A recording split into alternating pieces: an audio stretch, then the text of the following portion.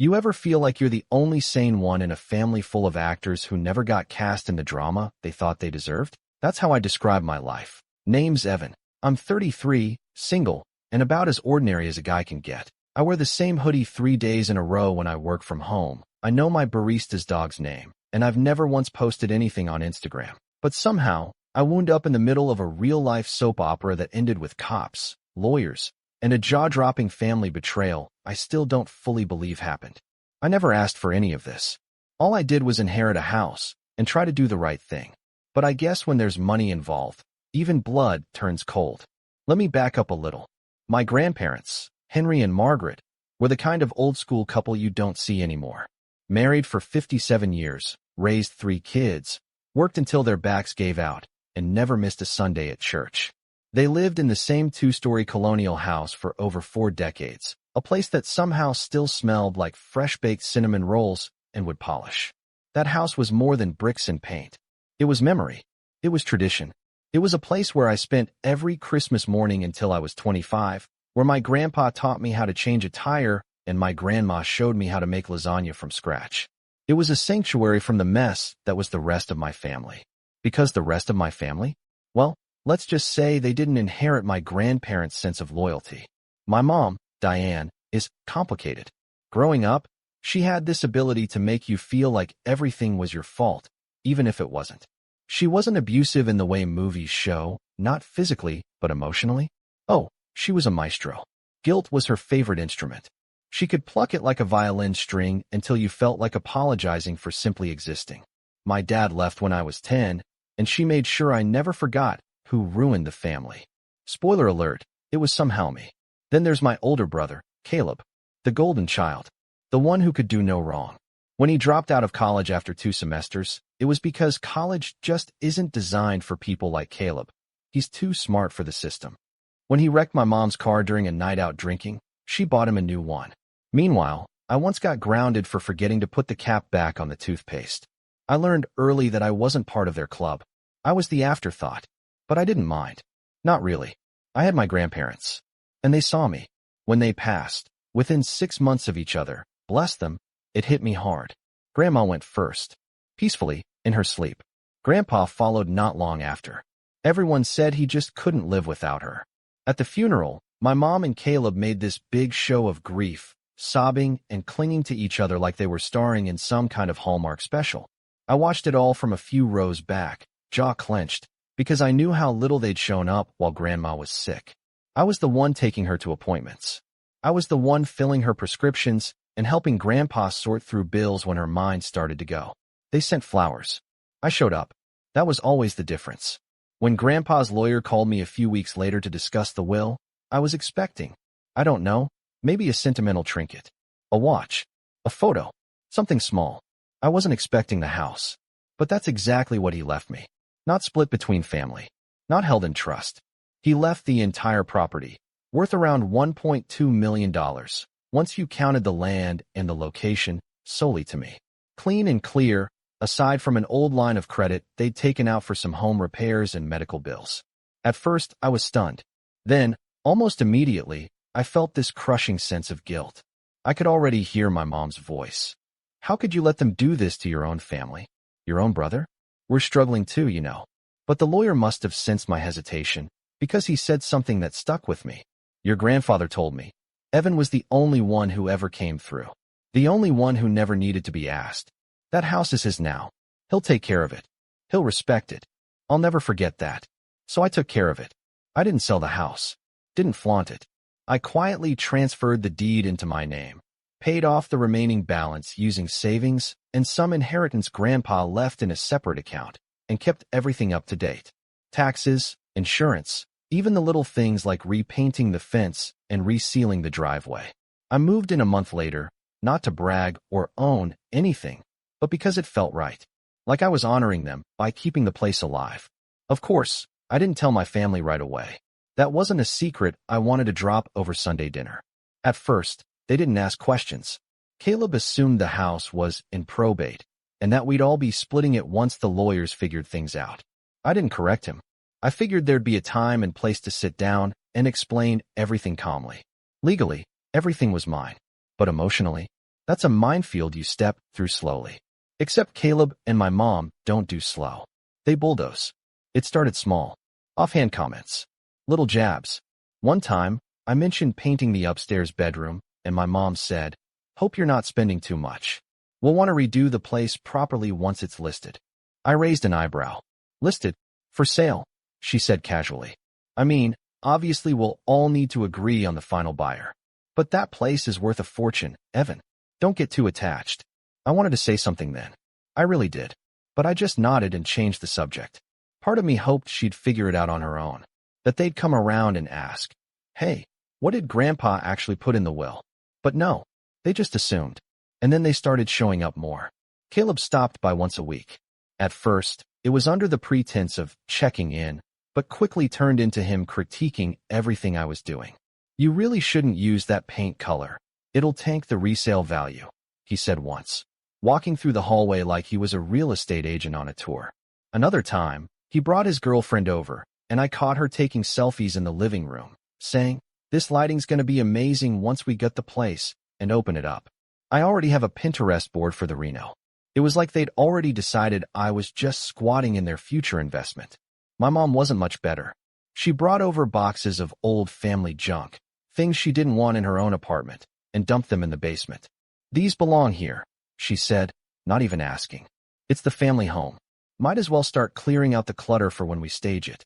She was talking like she already owned it, like she'd just assumed the house would be split down the middle and that I was some kind of glorified house sitter in the meantime. It kept escalating. But the moment I really knew things were about to spiral, that came one Thursday afternoon when I found Caleb in the garage, measuring, tape measure in hand, scribbling notes into his phone. I watched him from the side door, my stomach nodding. "What are you doing?" I asked. He didn't even look up, just getting dimensions. "Thinking of converting this into a guest house. Or maybe a music studio. Gotta make this place modern, man. Grandpa had good bones here, but it's all outdated." He finally looked up and smiled. "Don't worry. You can keep your room. For now. My room." I didn't say anything. I just turned around and went back inside. Locked the door behind me. My hands were shaking. It wasn't just about the house anymore. It was about me. They didn't see me as the rightful owner, or the grandson who took care of everything while they were busy pretending. No, they saw me as a placeholder. A temporary inconvenience standing in the way of their payday. And I realized I wasn't just going to have to explain things to them. I was going to have to defend what was mine. But I had no idea just how far they'd go, or what they were planning next. And when they showed up at my door that Friday, grinning like they'd already won, I knew I was in for something way bigger than a family argument. That was the day everything changed. I didn't sleep much the night before it happened. Call it instinct. Or maybe just the echo of my grandpa's voice telling me to stay sharp, kid. But something had been gnawing at my gut since Tuesday. That's when I got a cryptic text from my mom. "Don't be surprised if things move fast now. Just go with it. It'll be better for everyone." No context. No follow-up. I replied with a simple question mark. She left it on read. I couldn't shake it. I kept replaying her words while I paced through the halls of the house that night.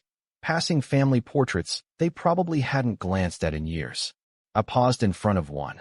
Me at age 7, missing a front tooth, sitting on Grandpa's lap while Grandma adjusted my crooked bow tie. Caleb was in the corner of the photo, arms crossed, looking like he wanted to be anywhere else. Even then, we were different. By morning, the sky was overcast, thick with that sticky, late summer humidity that clings to your skin. I brewed coffee and stared out the window, trying to convince myself I was overthinking things. That the text meant nothing.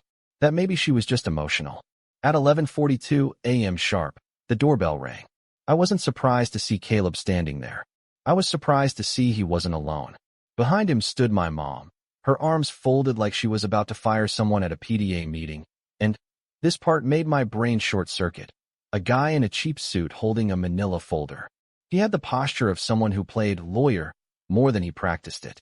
"Morning," Caleb chirped like we were meeting for brunch. I blinked. "What is this?" My mom stepped forward. "We didn't want it to come to this, Evan. But you've left us no choice." "No choice?" I echoed, heart thudding. The fake lawyer guy cleared his throat. "Mr. Thatcher." Evan. I'm here representing the Thatcher family estate and facilitating an order for transfer of possession of property." He handed me the manila folder like it was a gift basket. Inside were a few loosely stapled sheets of what looked like generic templates, one titled Notice to Vacate, another labeled Provisional Asset Agreement. Most of it was filled in with vague, clunky legal language, and Caleb's full name was scribbled into the New Tenant section in pen. I stared at it, then looked up. What is this garbage? Mom clicked her tongue. Let's not be difficult. The house is being reassigned to family, like it should have been from the start. The will was clearly unfair. We've consulted someone. She nodded at Discount Law School over there. And it turns out we have more rights than we thought. Caleb grinned. You're out by the weekend. It was surreal. Like they'd rehearsed this. Like they thought they could bluff me out of my own house. I didn't even raise my voice. I just held the folder out to Caleb and said, You might want to read the name on the title again. He scoffed. What title? I didn't answer. Just turned and walked down the hallway, toward the office where I'd stored all the official documents after the deed transfer. I came back holding the certified title, complete with the county stamp, date, and, most importantly, my name, in big bold letters. I handed it to their lawyer. He flipped through it. His face paled. This isn't, he glanced at my mom. She grabbed it from him, her eyes narrowing.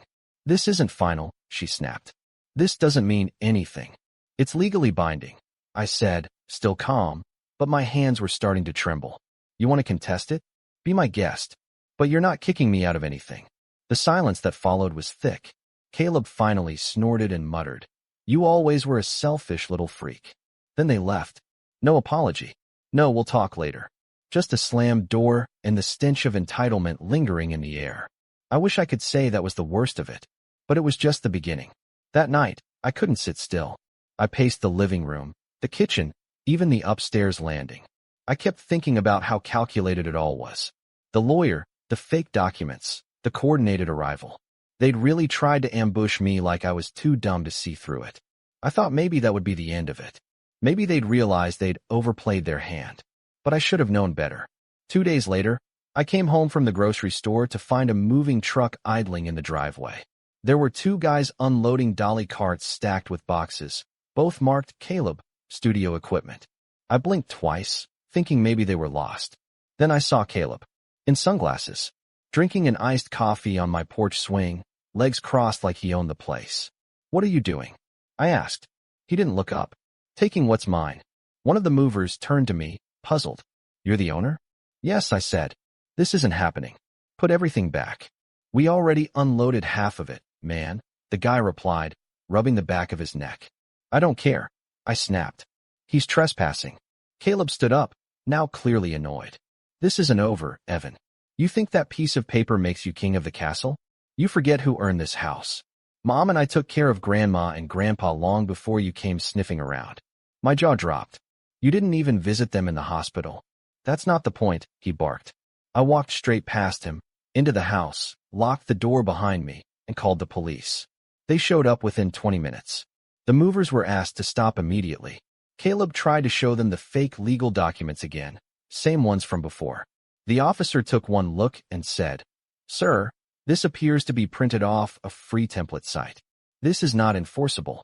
Caleb got loud. The cops warned him. He left with the movers, hurling one last threat over his shoulder. You just made a big mistake, Evan. I stood there in the driveway long after they were gone. Heart pounding, chest tight. I'd kept it together in front of everyone, but as soon as I stepped back inside, the floodgates opened. I sank onto the floor of the foyer and just sat there, staring at my grandparents' old cuckoo clock, ticking away like nothing had happened. That was the moment it truly hit me. They didn't just want the house. They wanted to erase me from it. From the history, from the memory, from the inheritance. It wasn't enough that they'd ignored Grandpa's will. It wasn't enough that they hadn't lifted a finger during his final months. They wanted to rewrite the story so they could cast themselves as the devoted heirs and paint me as the squatter who got in the way. And the worst part? I saw it in my mom's eyes the last time she looked at me. She believed it. The woman who raised me, who used to cut the crusts off my sandwiches and tuck me in with a kiss on the forehead. Somewhere along the way, she stopped seeing me as her son and started seeing me as a roadblock. It took me a full day to calm down after that. Then I called a real lawyer. His name was Jared Lansing. Tall guy, sharp suit, talked like a surgeon, calm, precise, and a little scary when he needed to be. He reviewed everything. The deed, the will, the attempted eviction, even the moving truck stunt. And he didn't mince words. "You're in the right," he said. "They're bluffing and badly. But if you want to send a message, one that sticks, I suggest we file a preemptive protection order and notify the county recorder's office of potential harassment regarding property rights. It won't stop them from being jerks, but it will give us leverage if they escalate." "Escalate how?" I asked. He looked me dead in the eye. "If they think you're weak, they might try something bigger next time." I took his advice. I signed every form he handed me, filed every motion. He had a contact at the local precinct. Turns out Jared had helped the department on a few land dispute cases, and within 2 days, I had a patrol schedule set up to swing by the property nightly. Just in case. I didn't tell my mom or Caleb about any of it.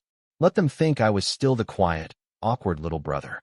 Let them assume I'd just crawl away when things got uncomfortable. Because what they didn't know was, I'd had enough, and I wasn't going to let them take one more thing from me. Not the house. Not the memories. Not my peace. I just didn't expect what happened next. Because 4 days later, they came back. And this time, they didn't come alone. They came back on a Friday. I remember because I was eating leftovers from the Thai place on 6th, pad CEW, medium spicy, and watching an old episode of Frasier when I heard tires crunching over the gravel out front.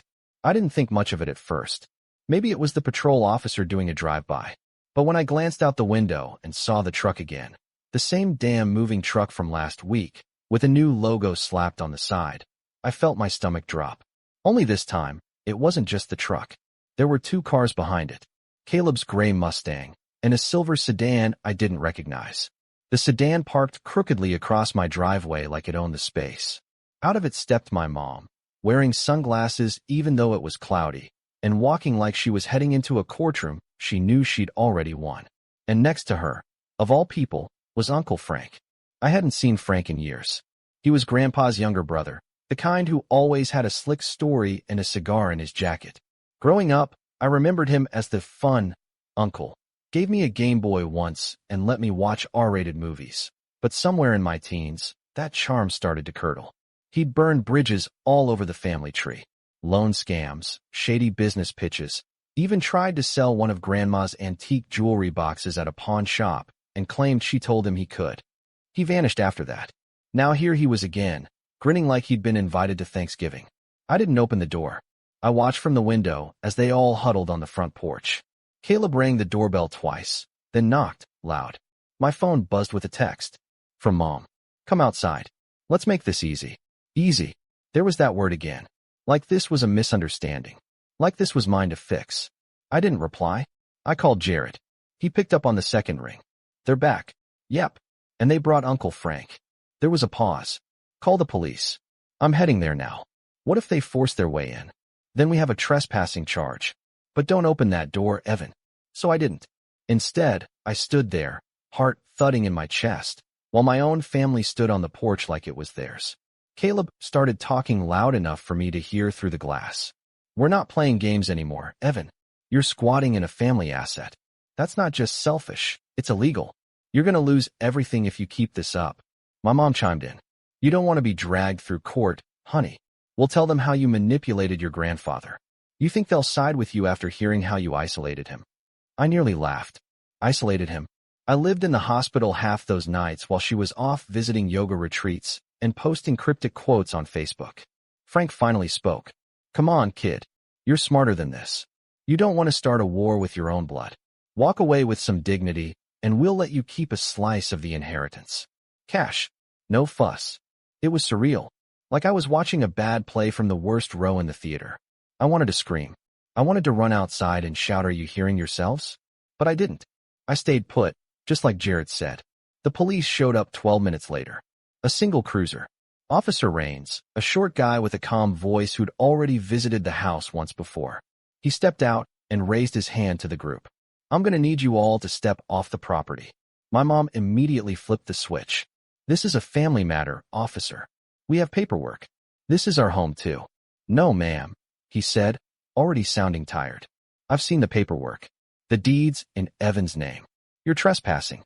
Unless you want to get cuffed in front of a moving crew, I suggest you leave. Now." Frank looked like he was about to argue, but one glance at the badge and he folded. Caleb muttered something under his breath. My mom. She turned to face the door one last time and yelled through the wood. You'll regret this, Evan. Families don't forget betrayal. Then they left. Again. But this time it broke me. Not on the outside. I stayed composed long enough to thank the officer, nod at the neighbors peeking from behind their blinds, and lock the door behind me. But the second I was alone, I lost it. I sank to the kitchen floor, curled against the dishwasher like a child, and cried harder than I had in years. Not just from fear or anger, but from grief. Grief over the family I used to believe in. Over the idea that somewhere deep down, they still cared about me. That maybe, just maybe, if I explained enough, or gave them time, they'd come around. That illusion shattered on my tile floor, somewhere between Caleb's threats and my mother's chilling final words. I didn't leave the house for 2 days. I let the groceries rot in the car. I didn't answer texts. I ignored work emails. I just wandered the halls like a ghost, not eating, not speaking, not sleeping. The house felt too big suddenly, too quiet. Every picture frame on the wall mocked me. This is what they're after, they seemed to whisper. Not you. Just this. I hit rock bottom around 3 a.m. on the third night. I found myself in Grandpa's old study, sitting in his creaky leather chair, thumbing through an old photo album he kept in the bottom drawer. Birthdays, fishing trips, Christmas mornings with wrapping paper everywhere. Caleb was in half the pictures, but he always looked distracted. I was in the others, always looking at Grandma. She had a way of smiling with her whole face. On the inside cover, Grandpa had written in thick marker, "To Evan, may this house always be a home."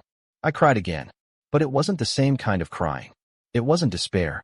It was resolve, because I remembered why I was here, why they gave it to me. Not because I was smarter or better, but because I showed up.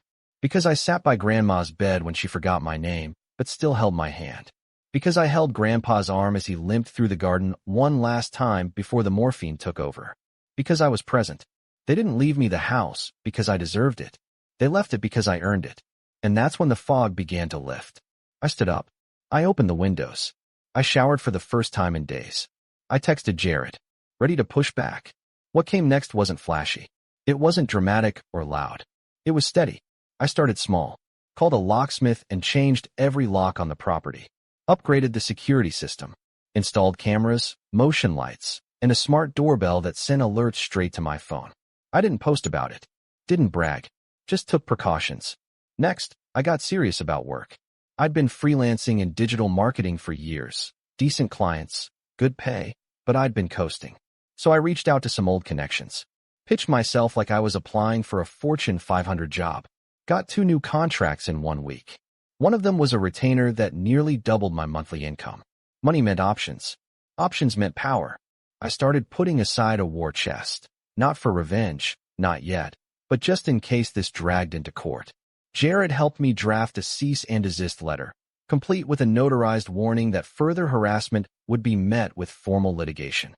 But most importantly, I started living again, not just surviving.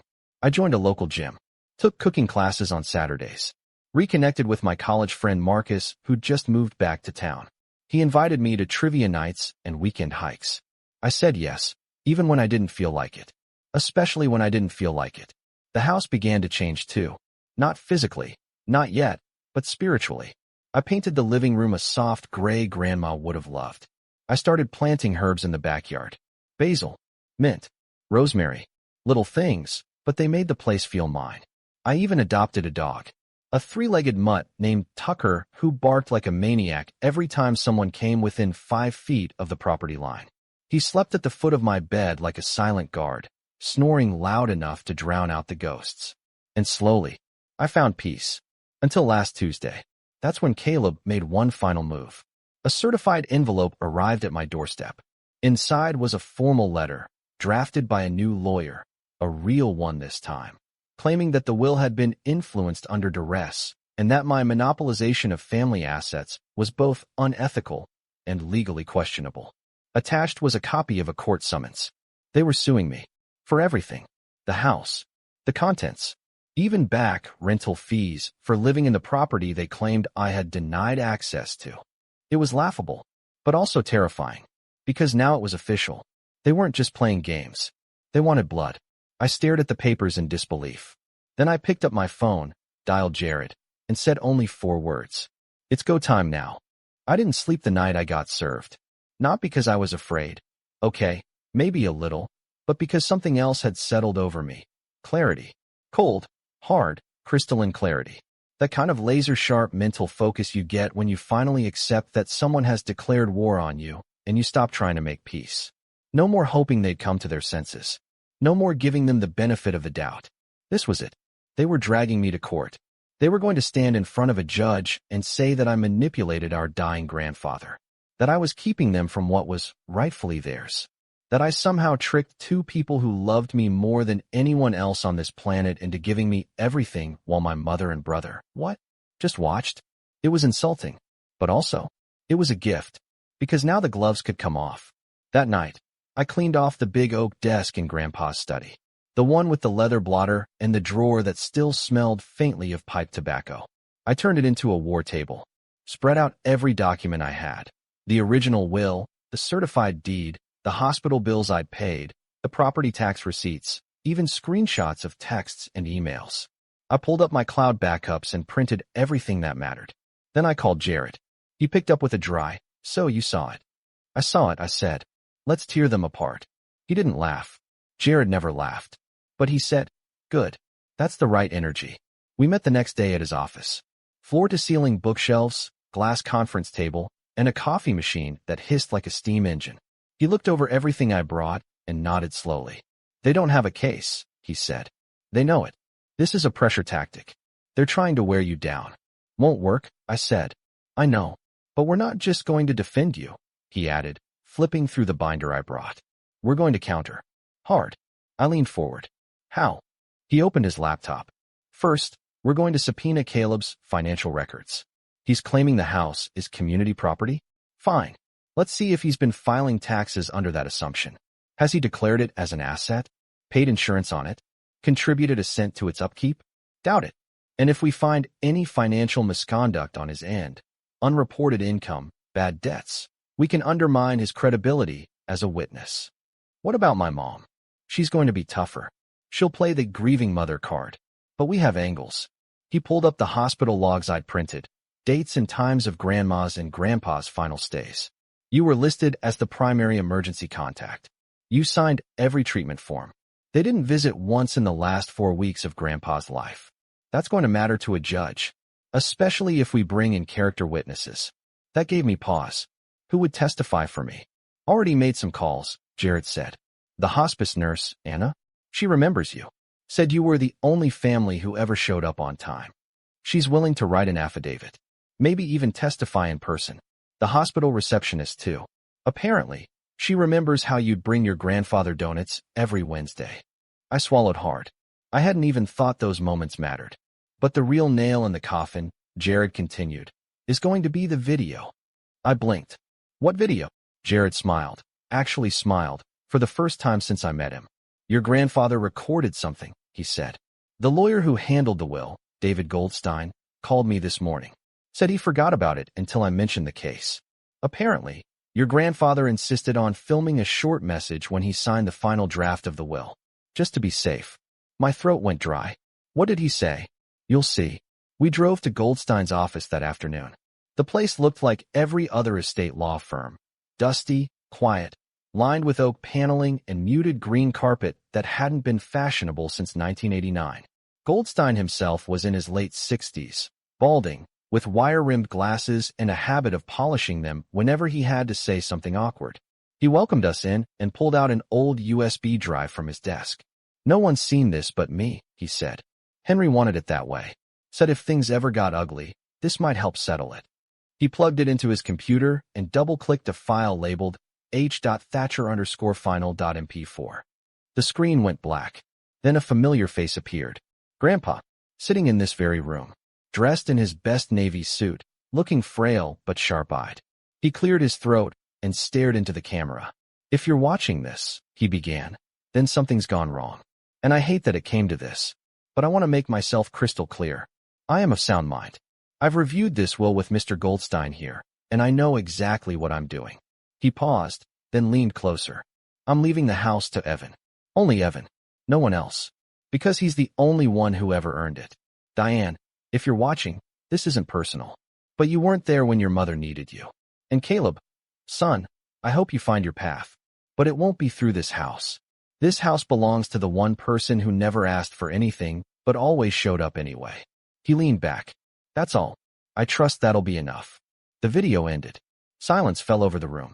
I didn't realize I was crying until Jared placed a box of tissues in front of me. Can we use that in court? I asked. He nodded. Oh yeah, that's going to hit like a hammer. I left the office feeling 10 pounds lighter, but also a lot hungrier, because now I had what I needed. The truth, the receipts, the voice of the man they were trying to erase. And it was time to flip the script. Back at home, I started getting organized. I built out a full timeline, every interaction, every stunt they'd pulled, down to the texts and voicemails. Jared helped me formalize it into a statement.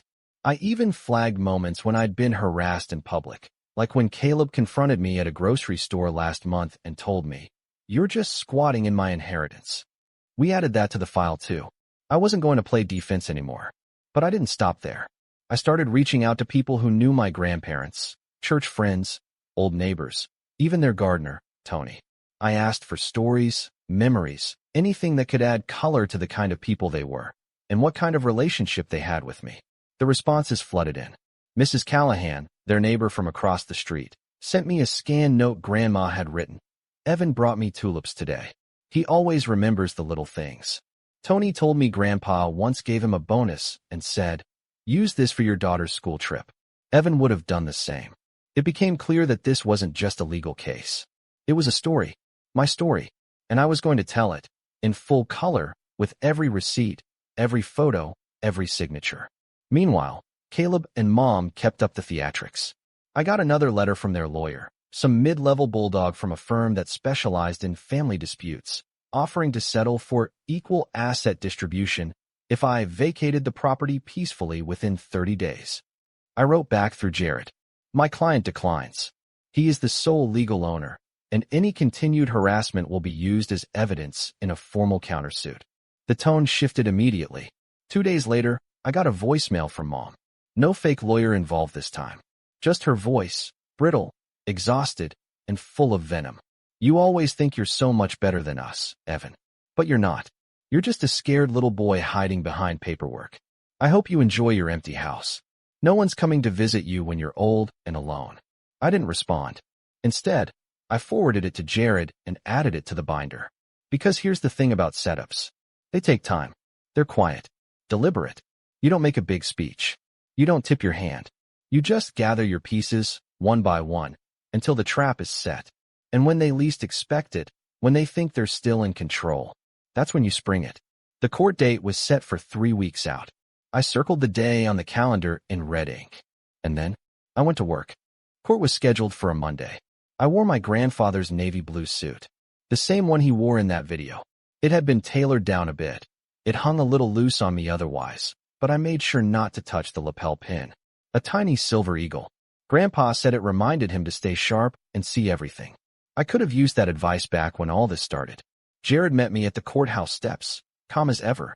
He was holding a leather case and chewing on the end of a pen like he was waiting for a chess match to begin. "You ready?" he asked. I nodded. "More than ready." "Good," he said. "Because today's not just about proving them wrong. It's about proving you were right to stand your ground."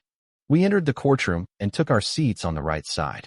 Opposite us sat my mom, Caleb, and their new lawyer, a stiff, overly confident guy named Gregory Shaw, who introduced himself like he thought he was auditioning for a legal drama. He didn't nod at me, just flipped open his folder like he already knew how the day would end. The judge was a woman in her 50s with short gray hair and tired eyes. Her name was Honorable Judge Kayla Stinson, and from the moment she entered, she radiated an air of no-nonsense fairness. The bailiff called the case number. Gregory stood and began. "Your Honor, we contend that the will in question was signed under emotional duress, influenced by Mr. Evan Thatcher, who had isolated the late Mr. and Mrs. Thatcher from their family during their declining health. Furthermore, we will demonstrate that the defendants, Mrs. Diane Thatcher and her son Caleb, were unjustly excluded from their rightful inheritance due to manipulation, coercion, and undue influence. It sounded rehearsed, like a monologue he'd practiced in the mirror. Jared didn't flinch. When it was his turn, he stood slowly, adjusted his glasses, and said, "Your Honor, we will demonstrate that my client was the only family member consistently present for the deceased during their final years. We will present documentation of financial, emotional, and medical support provided solely by Mr. Thatcher, while the plaintiffs were largely absent. We will also provide evidence, including a direct video statement from the deceased, that the will reflects his true, independent wishes, made with full mental clarity." The judge nodded. "Proceed." The case unfolded over the next several hours. First, we walked through the facts. The will, the notarized transfer of the deed, the mortgage payoff from the inheritance account Grandpa had left for that purpose. Everything matched. Everything lined up. Gregory tried to poke holes, but Jared parried each one with effortless precision. Then came the part one was dreading, the accusations. Gregory brought up Caleb to testify. He strutted up to the stand, all fake humility, and painted himself as the devoted grandson who had regrettably not been there in the final months due to work and mental health issues. He said he always meant to visit, that he called every week, and that he'd had a close bond with Grandpa that was manipulated and severed by me. Jared didn't object. He let him talk. Then, when it was his turn for cross-examination, Jared quietly asked, "Can you name the last medication your grandfather was prescribed?" Caleb blinked. Can you name his attending physician?" I don't remember the name, but can you tell us the name of the hospice nurse assigned to his care?" Caleb's face tightened. "I didn't memorize all that, okay? That's not the point. But you said you had a close bond. Wouldn't someone with a close bond know who was treating him?" The judge glanced down at her notes. Caleb clammed up. Then Jared brought up Anna, the hospice nurse. She was soft-spoken but firm. "Evan was there almost every day," she said. "He asked questions, took notes. He brought his grandfather coffee and his grandmother crossword books. The rest of the family? I never saw them." Next came the video. The moment it started playing, you could hear a pin drop. Caleb shifted in his seat. My mom's eyes narrowed like she was trying to find a flaw in the footage. But there wasn't one. Grandpa's voice filled the courtroom, calm and deliberate, explaining exactly why he left the house to me. Not out of favoritism, but out of trust. When the video ended, no one said a word for a full 10 seconds. Then the judge leaned forward and said, "Thank you. That's very compelling evidence." But Jared wasn't done. He presented the text from my mom, the guilt trips, the veiled threats, the "you'll regret this" messages. He brought out photos of the damage Caleb had done when he tried to move in, the scratched floors, the broken light fixture, the invoice from the movers who'd been hired under false pretenses. And then he did something I didn't expect. He filed a countersuit, right there, for harassment, defamation of character, and property interference. Jared said, "We are requesting damages in the amount of $47,000, which includes repairs, legal fees, and emotional distress supported by medical records from Mr. Thatcher's therapist." Gregory stammered. "That wasn't disclosed." "It's being filed now, Your Honor," Jared replied coolly. "All documentation is present." The judge called a brief recess. My mom stormed out of the courtroom. Caleb trailed behind her like a kicked puppy. I stayed seated, hands folded, breathing slow and steady. 10 minutes later, the judge returned. "Having reviewed the documentation and heard the testimonies, I see no reason to believe that the will was executed under duress. It is valid and binding. The property lawfully belongs to Mr. Evan Thatcher." Gregory tried one last Hail Mary. "Your Honor, perhaps we could request an asset-sharing compromise." Judge Stinson cut him off. "No, that request is denied." Then she turned to my mom and Caleb. "Furthermore, I find that the defendants engaged in a pattern of harassment and misrepresentation that wasted this court's time and resources. I'm approving the countersuit for damages in the amount of $41,500, slightly less than requested, but sufficient to account for verified costs and emotional distress." She banged the gavel. Case closed. It was over, and it was glorious. The fallout came fast. Caleb tried to delay the payment. Jared filed for wage garnishment within the week. My mom sent me one final text. "You've turned your back on your family. Hope you enjoy the house." Alone. I didn't respond. Not out of malice. Just peace. Because she was wrong. I wasn't alone. I had Marcus. I had my neighbors. I had Tucker, who was currently snoring under my desk. And I had something she'd never understand. Freedom. Not just the freedom to live in my own home without fear, but the freedom to be myself. To know I'd done the right thing. To stand tall in the face of everything they threw at me and say, I stayed true. I held the line. That weekend, I hosted a dinner party. Nothing big. Just 6 people. Marcus brought wine. Anna, the hospice nurse, came with her husband. Jared even stopped by, dressed down for once, and brought his wife and kid. We grilled in the backyard and ate under the string lights I'd finally gotten around to hanging. At one point, I looked around the yard, the laughter, the shared food, the warmth, and realized this house finally felt like a home again. A new one, built not just on old memories, but on new beginnings. That night, as I locked up and turned out the lights, I passed Grandpa's study. I paused, looked at his photo on the shelf, and smiled. You were right, I whispered. They didn't win. Then I walked upstairs, the halls quiet, the air peaceful, the future mine. And for the first time in a long, long time, I slept without looking over my shoulder.